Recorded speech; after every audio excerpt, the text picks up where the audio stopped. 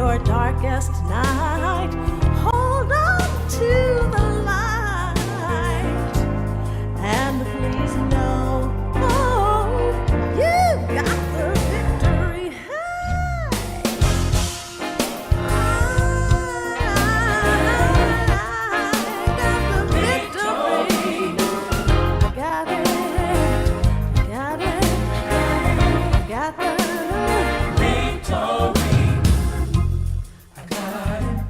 In my heart, I got the victory. On my job, I got it. In my family, I got the victory. In my relationship, I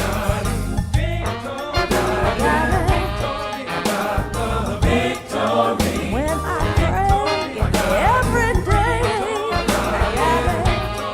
got the victory. When I walk what I talk, when I practice what I preach.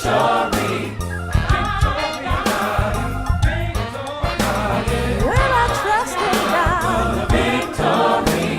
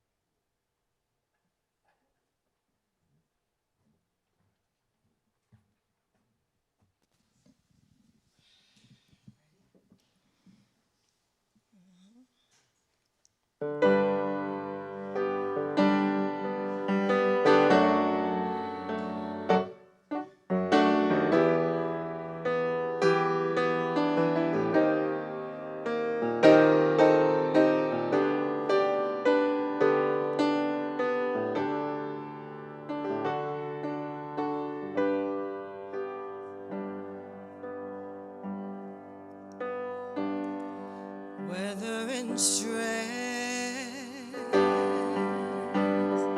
doubt, or tears, just give thanks and bless your fears. Be sure to remember,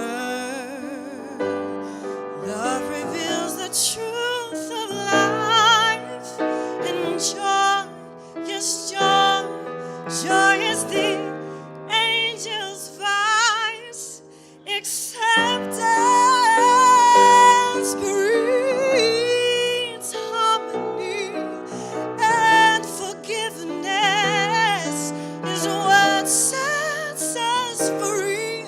I let my good become multiplied as the divine unfolds in my life. Yes, it is good.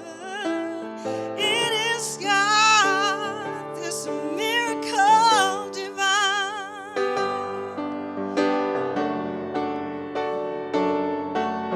Oh, yes, this miracle divine.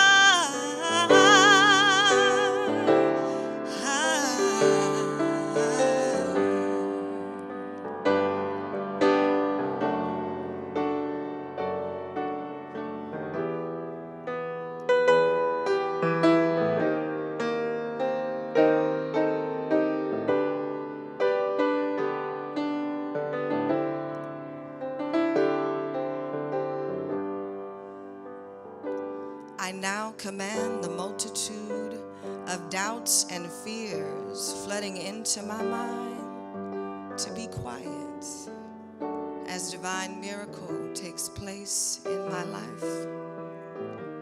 I let all the good that I possess become multiplied as divine love acts upon my faith, bringing into my experience all that is good for mine and our well-being.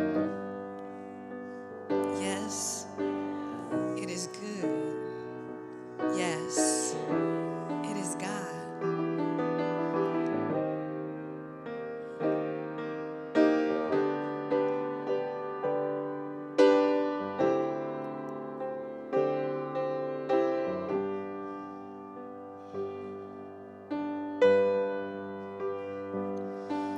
whether in stress,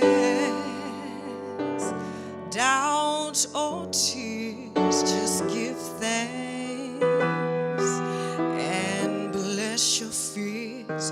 Be sure to remember, love reveals the truth of life, and joy, yes, joy is the angel's voice, acceptance breeds harmony, and forgiveness is what sets us free. I let my good become multiplied as the divine unfolds in my life. Yes, it is good.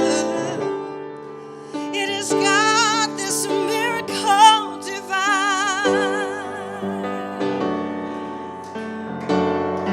Oh, yeah, yes. It's a miracle divine.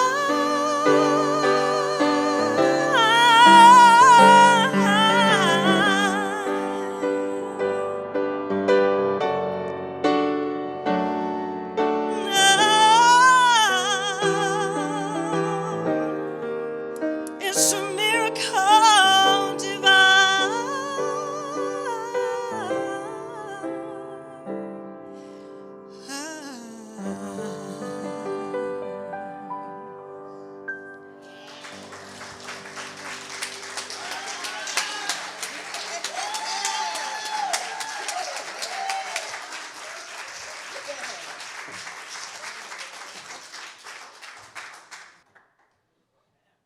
Wow, this must be heart and soul. Oh, oops, my prop It's still heart just and soul. dropped. Thank you, Reverend Angelo. I'm going to ask you to stand. I'm going to ask you to take just a moment and look around the room. And I want you to see the miracle divine. I want you to look at and reach your hands out to one another and simply say, I see you. I love you. I appreciate you. And I thank God for you. Now we're all going to turn towards those bright lights and raise our hand and say the same thing to those that are watching. We see you. We feel you. We love you. We thank God for you. Now look at the women in the room. Look at the women in the room and reach out your hands and say, we see you. We appreciate you. We thank God for you. Thank you, thank you, thank you. And so it is. This is one of those Sunday mornings where I was so listening to the music and so being inspired by what was being said, I almost forgot that I was speaking. And it's one of those situations where anytime I walk into the room, I simply do this prayer to say, may my thoughts be your thoughts. My actions be your actions. May my words be the words that the divine has laid upon me to share. And what I want to say with it, and I was so stirred by our prayer and care ministry. And I kept hearing Spirit whisper, there's someone in this room that needs prayer today.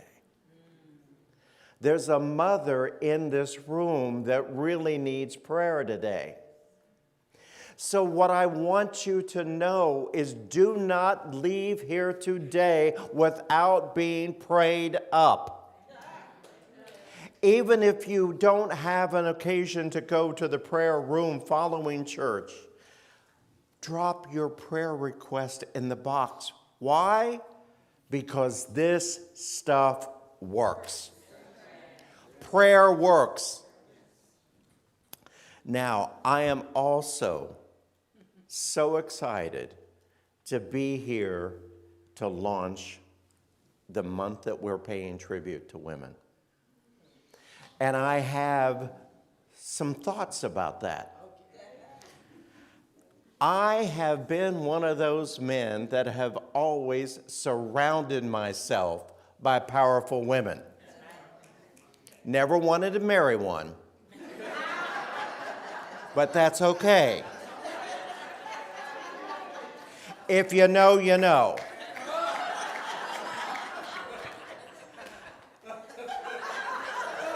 And somebody just whispered it to somebody else. So that's the good news about that.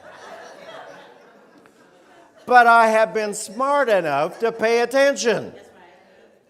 And it's like they say that children never listen, but they watch. And I remember from an early age, I watched my mother. Now, if you can imagine, we're going to go back like Sophia and the Golden Girls. Picture it, 1933. McKinley High School, Winchester, Indiana. There's Helen and Frances and Geraldine and Winifred. Now, what are the thoughts that there be two Winifreds and two Helens amongst the same prayer group? But I was blessed because one of those Winifreds was my mother. And these 6 women were best friends in high school. And when it came time to graduate, they made a commitment together that they were going to get together at least once a month to keep that friendship alive. Now, these women, Winifred and Helen and Frances and Geraldine, went to their 60th high school reunion in 1993, and guess what? They were the only 6 women still alive.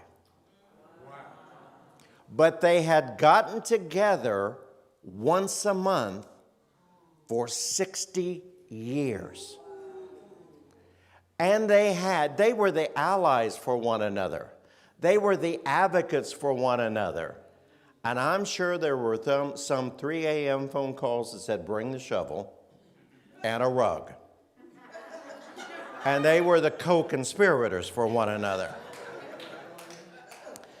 These group of women put their money together and bought a cottage at Lake Wawasee in northern Indiana that they bought, not their husbands.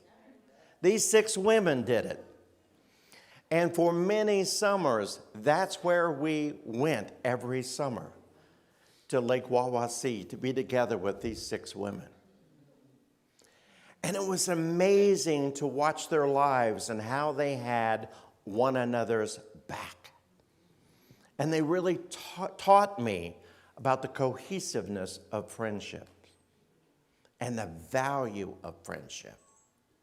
And of course, you have often heard me talk about my first spiritual teacher, which was Grandmother Kaufman, who taught me to really know that there's something more to this life.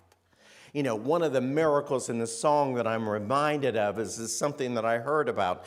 It's no accident that we're all here. And if you looked at science and you thought about nothing else other than gravity, that thing that holds us grounded, if we had 1 less % of gravity to hold us to this earth, the earth would implode. If we had 1% more gravity to connect us to this earth, the earth would explode. There's no accident that we're here. This is not random stuff that we're up to. We, each and every one of us, have been called to know that there's something much more. And in this level of consciousness that we talk about, where we look at life happens to us, we take dominion, we take some charge. It's the women who teach us how to do that. If we are to create a world that works for all, it's going to be the women leading the way. And I know that's the women that are the myth busters. And I also know, and I know that I'm not getting political here, but as that child who just kind of observes things, I know that some of these old boys, they're not afraid of Joe Biden's age. They're afraid of who's going to replace Joe Biden if something happens.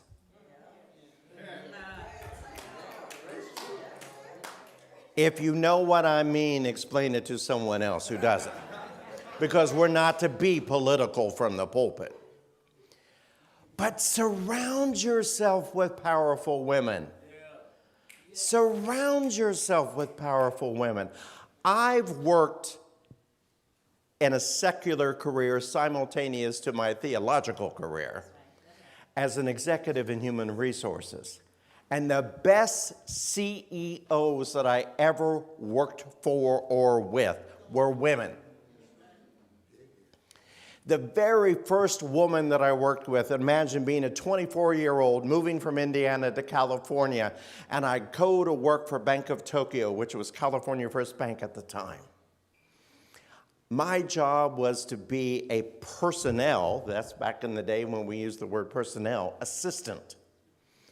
And my boss was a woman by the name of Terry LaPierre. Beautiful name. Her husband was a French journalist who worked for the San Francisco Chronicle. But she was born in Japan because California First Bank was owned by the Bank of Tokyo. Now again, as that observer, I got to witness some stuff. In the Bank of Tokyo, in the Japanese culture, a Japanese woman could not go any higher than the rank than assistant vice president. Caucasian women could become a vice president, but not Japanese women. One of the things that was unique in this role is Terry LaPierre, her husband, had recently made his transition. She was the assistant vice president of human resources, and it was her job to oversee recruitment. Well, we had 110 branches throughout California, most of them in the Los Angeles area. So because of her culture, she could not travel alone. Guess who got to go? So we're all prepared for this first trip to Southern California. Now, we could have gone to the Long Beach branch. We could have gone to the Huntington Beach branch. We could have gone to downtown LA. But Terry said, you know, we have an office in Beverly Hills. They can come to us there. So we got to go to Beverly Hills, and as I was booking the reservations, I was looking at the Holiday Inn, I was looking at the Crown Plaza, and Terry goes, well, you know, there is this hotel called the Beverly Wilshire. We could go there. And so we would go and we would stay at the Beverly Wilshire. We would recruit out of the Rodeo Drive branch of the bank, and we would go to dinner at the Brown Derby. We would go to dinner at Romanoff's. And what I didn't know is these were the things that she used to do with her husband that she couldn't do anymore. But she showed me a world that I had no idea existed and how we got to do things.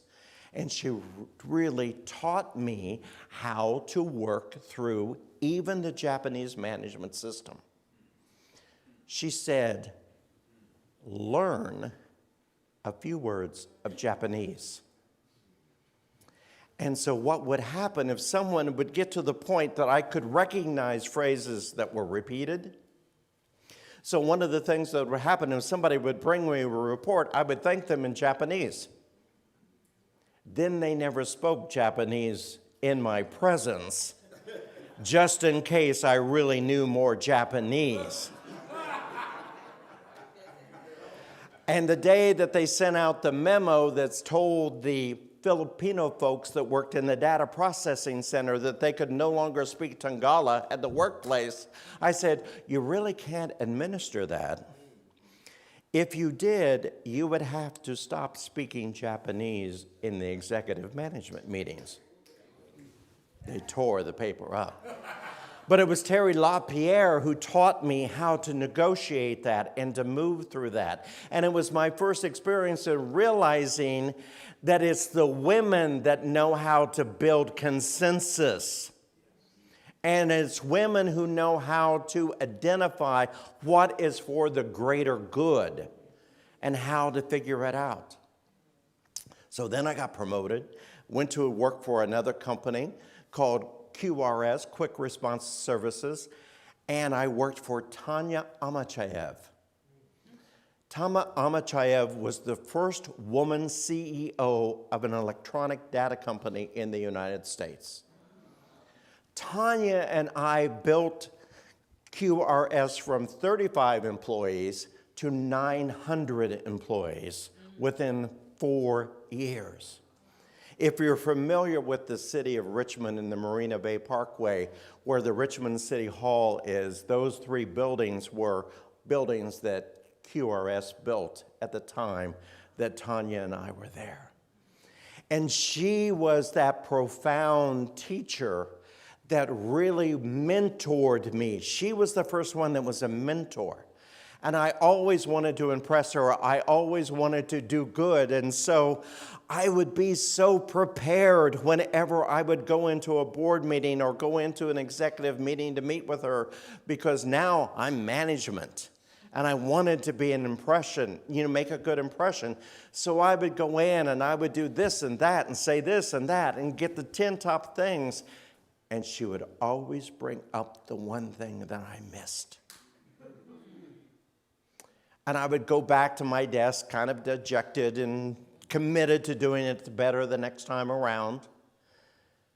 And then one day, when I went to leave her office, she goes, "Stop. I'm sensing something here." And I said, well, I just want to get it all right. I present this, I come up with that, I do 10 things and you always find the 11th thing. And she said, "Jack, that's my job as the CEO. My job is to see the one thing that was missing, but we're a team. I count on you to do those 10 things." That shifted everything. But what it built was a level of trust. And I saw that play out one day because, simultaneously, I'm studying world religions at the Graduate Theological Union in Berkeley. And I happened to be enmeshed in world religions and the similarities. Everybody prays, everybody has music, and part of what they were talking at that particular point in time was the culture in India and the sect system that existed, and how the Brahmins were the highest sect and the agricultural were the lowest sect. And the next day, look at God being God, as Brandon McKenzie would say. I'm sitting there and we're in an executive meeting, and Vijay Budapalli was promoted to be vice president of research and development. And everybody clapped. And I get back to my desk, and Gopi Sankar Subramani came in and said, "It has been wonderful working for QRS. I must respectively resign. Thank you for your time." And Tanya was like, "Wait a minute, what's wrong?" I said, "Tanya, I know something. It's in his name. Gopi Sankara Brahmani. He cannot work for Vijay Buddhapali. Vijay Buddhapali was a part of the agricultural sect. Gopi was a part of the Brahmin sect. You must immediately promote Vijay if you're going to promote Gopi." I can never sell that to a board of directors. Trust me, it will work. She did it, and it worked. And I got to see this trust, this relationship, this bond. And then I moved on. I went to work for a company called Muir Medical Group. I was a vice president of operations, worked for 750 physicians. This amazing woman by the name of Udi, I'm blanking on her last name right now. Udi was the model for The Devil Wears Prada. The Meryl Streep character, if you can imagine. But I found a way in. I found a way in, and I talked to her about everything that I have been taught thus far about trust and collaboration and consensus building. And she got it because she was a nurse by profession and not a physician. And so she had always dealt with that whole stigma within the medical profession of the nurse is not quite a doctor. But yet she was in charge of 750 doctors. Now, she made it work, but it took a partnership. And one of the things that I got to see was this great collaboration between us until one day we got to this conversation where we had this idea of where she had come from and where I had come from. And, you know, one of the funny things of the story that she would tell, and this gives you a good little bit of insight, she would never go to a potluck dinner.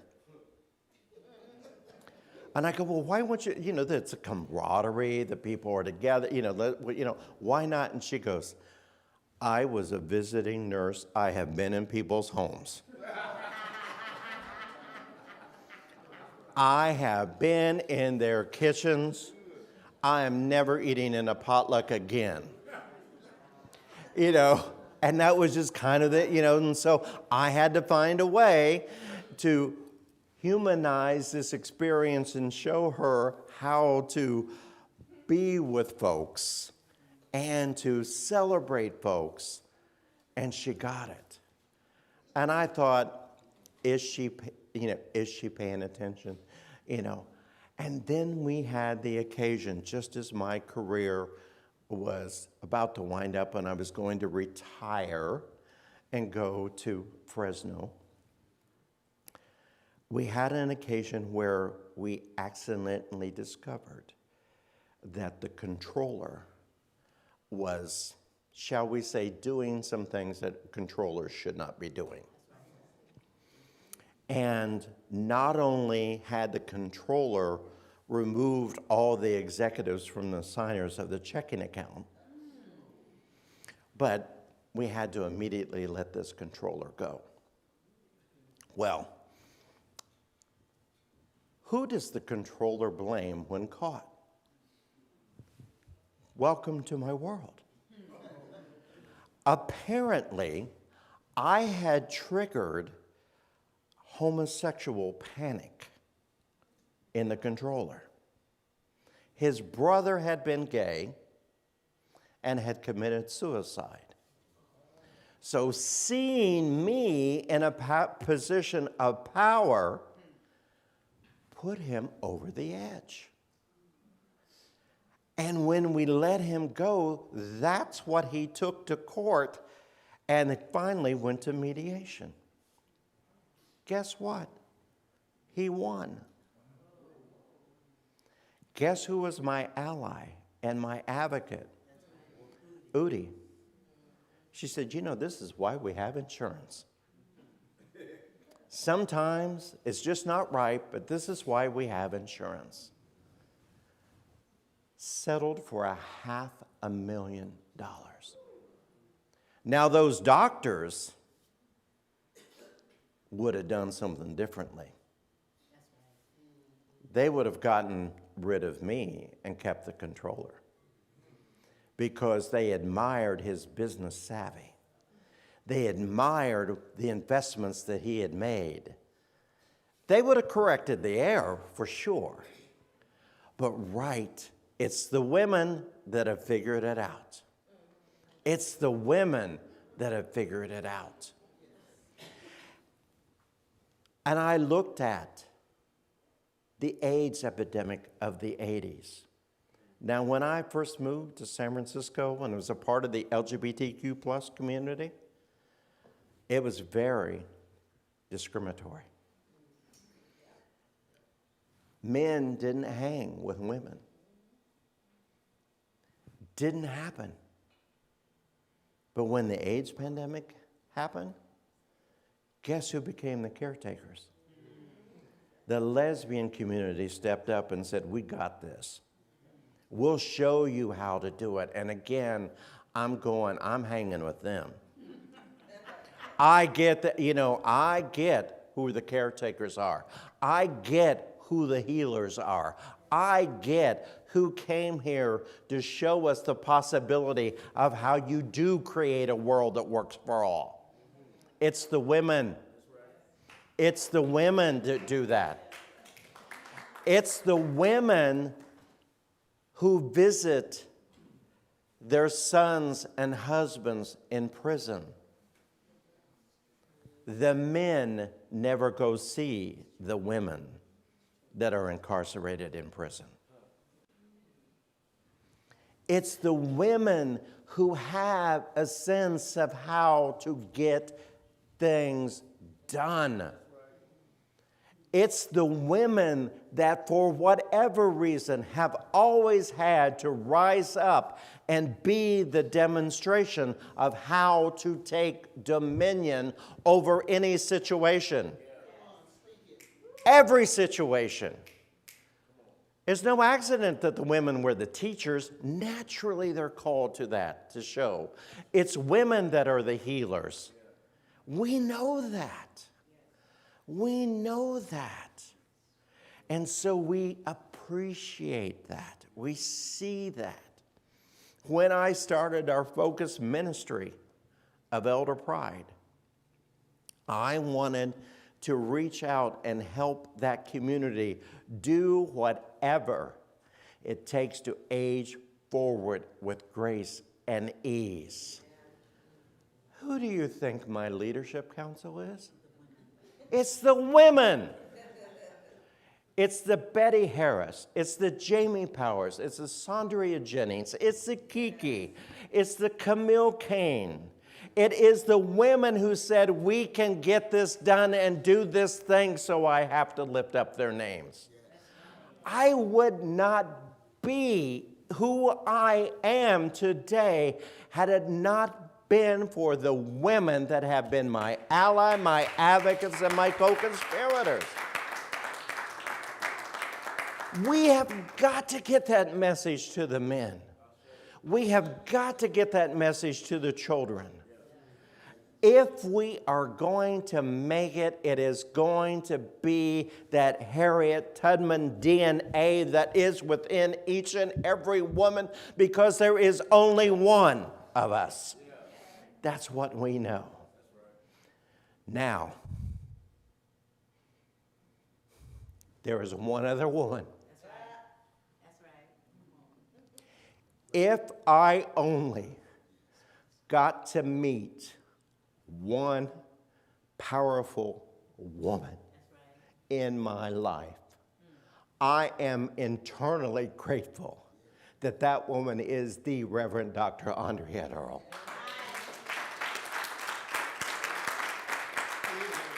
I am smart enough to know I have hooked my rope to that shining star that is the Reverend Dr. Andriette Earl, who doesn't really like to be acknowledged and praised a lot. I got that. But I'm smart enough to know that it is by no accident that I got to meet her some 40 years ago. She has taught me how to be the best ally that I can be. And I got to see it. I didn't necessarily hear it. I got to watch it in action. I got to watch her in action.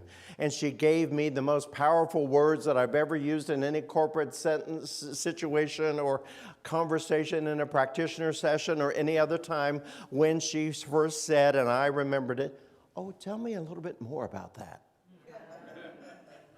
Because that gets people talking. That gets them seeing. That gets them an opportunity to understand what's going on. So I get that everything that I have learned from Winifred and Helen and Frances and Geraldine, from Grandma Kaufman to Tanya Amachev to Terry LaPierre to Udi, all prepared me for the last 15 years of the work that we have done here at Heart and Soul Center of Light. So I stand on the shoulders of these giants of women that have risen up, showed us how to activate our calling to create that world that works for everyone. So I want you to think of a woman in your life right now that you lift up. Who are your Udis? Who are your Tanya Amachayevs? Who are the women in your life that you want to lift up and praise this month? Think about them. Think about them. You know, it's smart to hang with women.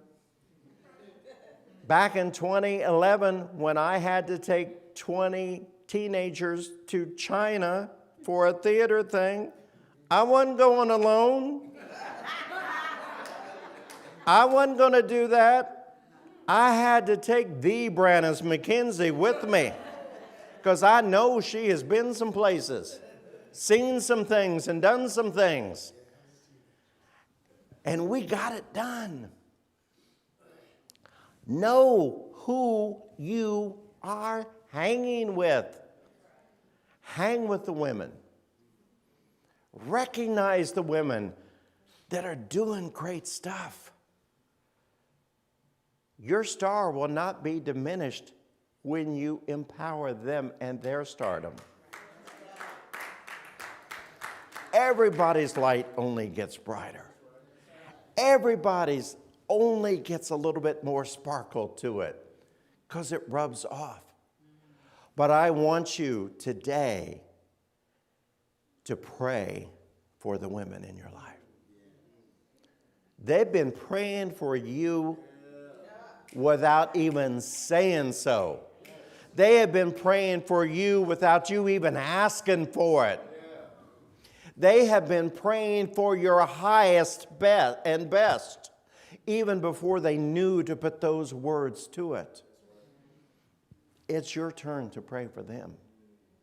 It's your turn to lift them up and to say how grateful you are for them. Why?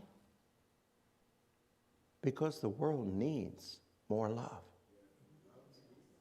Love is what is required. And it is the love that these women have always brought forth unconditionally.